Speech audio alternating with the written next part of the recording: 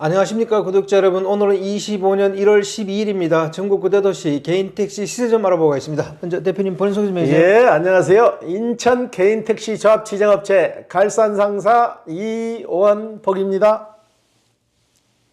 네, 대표님. 예. 전국 구대도시 개인택시 시세 변화가 좀 있나요? 거의 없는데요. 서울만 100만 원이 상승했습니다.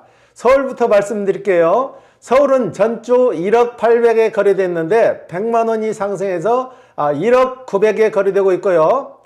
부산은 9,900만 원, 대구는 6천만 원, 인천은 1억 2,200만 원에 거래되고 있는데 인천도 다음 주에는 소폭 상승이 예상됩니다. 광주는 1억 4,500만 원, 대전은 1억 2,100만 원, 울산은 9,600만 원, 세종시는 2억 2천만 원, 제주도는 1억 8천만 원에 거래되고 있습니다.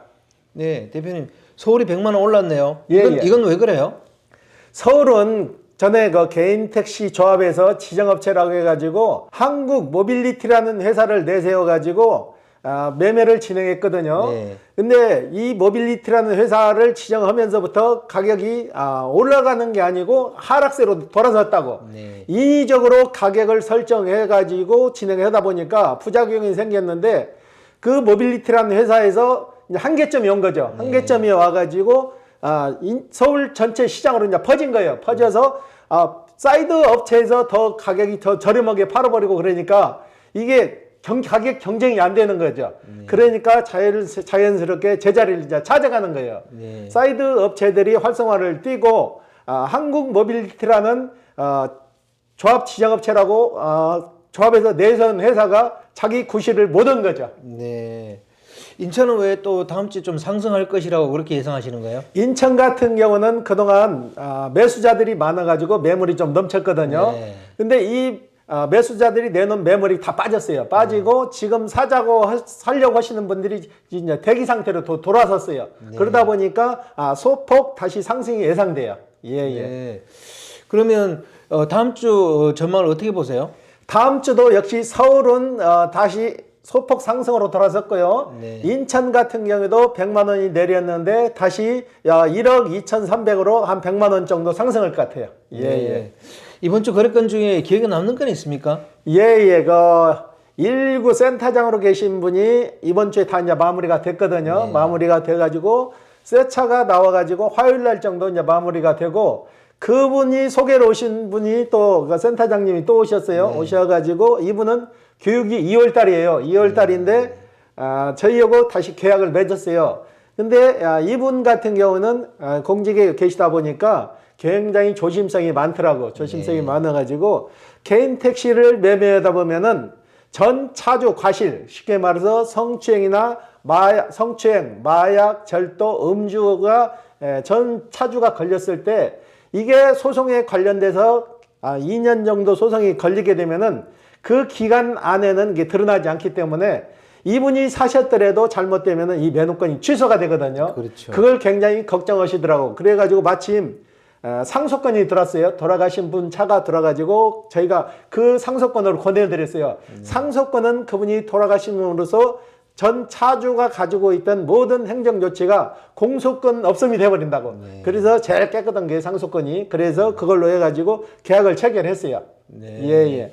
상속이 되면 그 전차주의 모든 게 공소권 없음으로 이렇게 다 종결돼 버리나요? 예. 그렇기 때문에 상속권을 사게 되면은 전혀 이상이 없는 거죠. 네. 전에는 상속권을 사시라고 하면 좀 꺼렸어요. 왜 그런 거니? 죽은 사람 차를 사는데 좀 꺼렸는데 실질적으로 차에서 사고 난 거 아니고 면허권 사는 거는 죽은 사람 차나 그게 관계가 없다고. 누구나 언젠간 한번 죽지 안 죽나요? 네.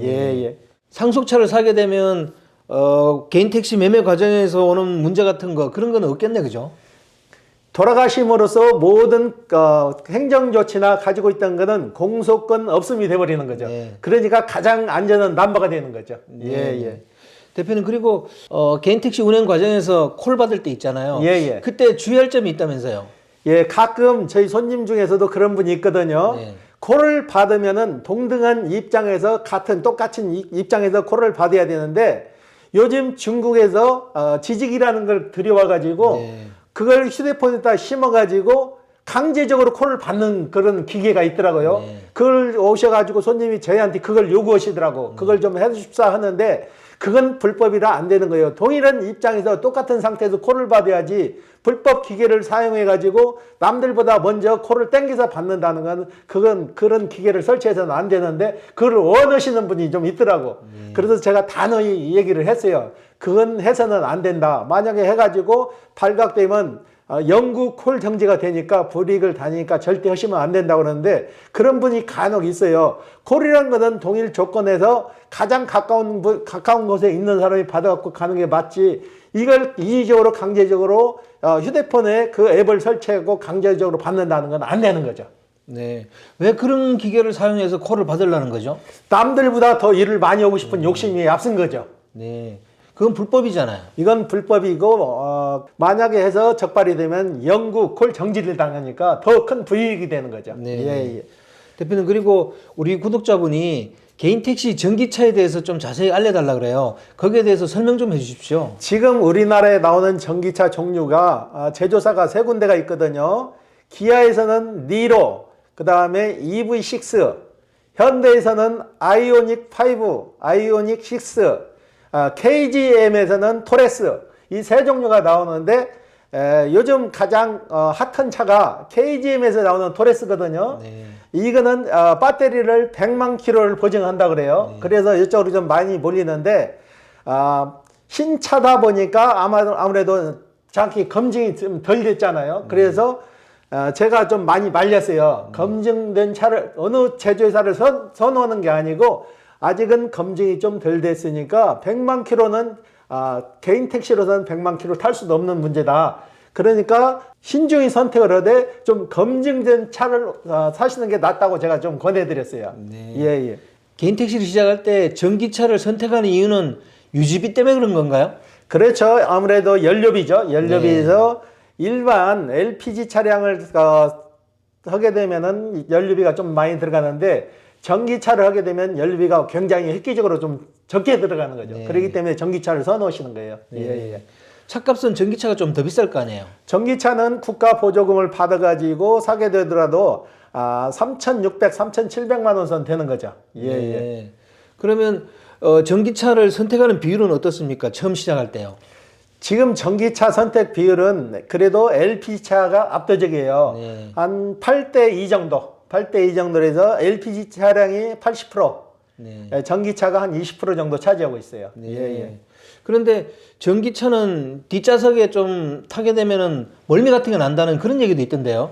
이건 동력장치 전달 과정에서 전기차 같은 경우는 안에 엔진 자체가 없기 때문에 가속이 되는 거죠. 가속이 되고 출렁거림이 좀 적은데 너무나 갑자기 가속이 되니까 멀미 형식으로 좀 느낀다고 그러더라고요. 저도 전기차를 몇 번 타봤는데 멀미가 나더라고요. 네. 예. 개인 택시를 전기차로 운행하시는 분들은 좀 만족하시는 편인가요?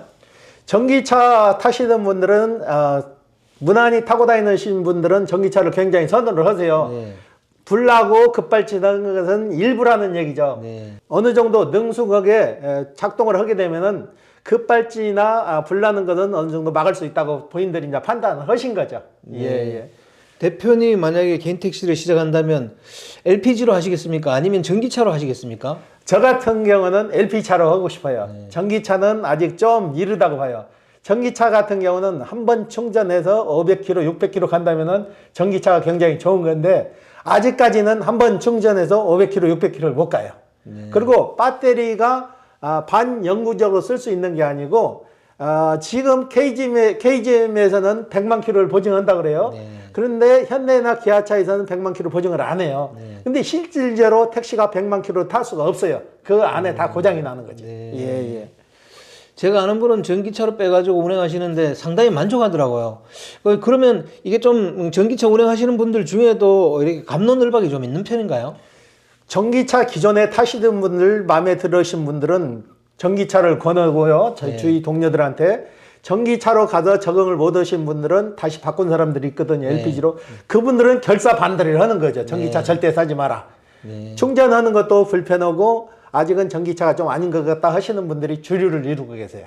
예. 네, 앞으로는 좀 이런 영업용 택시나 이런 쪽으로는 전기차가 많이 활성화될 것 같은데 대표님 어떻게 보세요? 앞으로 개발 단계 배터리가 더 좋아지고 그러면 자연스럽게 전기차로 갈 수밖에 없는 거죠. 네. 예, 예. 그러면 전기차가 좀 활성화되면 개인 택시 하시는 분들 그 수입에도 좀 영향을 줄까요? 일단은 전기차 같은 경우는 연료비가 적게 들어가니까 LPG보다는 훨씬 저렴하죠. 훨씬 저렴하니까 도움은 되죠. 네. 예, 예. 그 중에 뭐 전기차 같은 경우에는 엔진오일 갈 필요도 없을 것 같고요. 예, 예. 또 뭐 기름값도 확실히 적게 들 것 같고 장점이 좀 많을 것 같은 느낌도 들어요. 장점도 많은 반면에 단점도 있는데 단점은 뭐냐?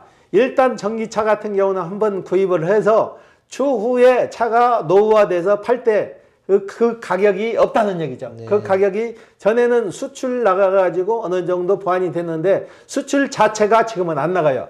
네. 수출 자체가 묶여가지고 안 나가기 때문에 그래도 LPG 차량 같은 경우는 5년 주기로 바꾼다고 봤을 때 5년 타고 수출을 내보냈어도 거의 600, 700 정도가 살아있거든요. 네. 그런데 전기차 같은 경우는 아예 중고차 가격이 형성이 안 된다는 얘기죠. 네네. 오늘 인터뷰 감사드립니다. 네.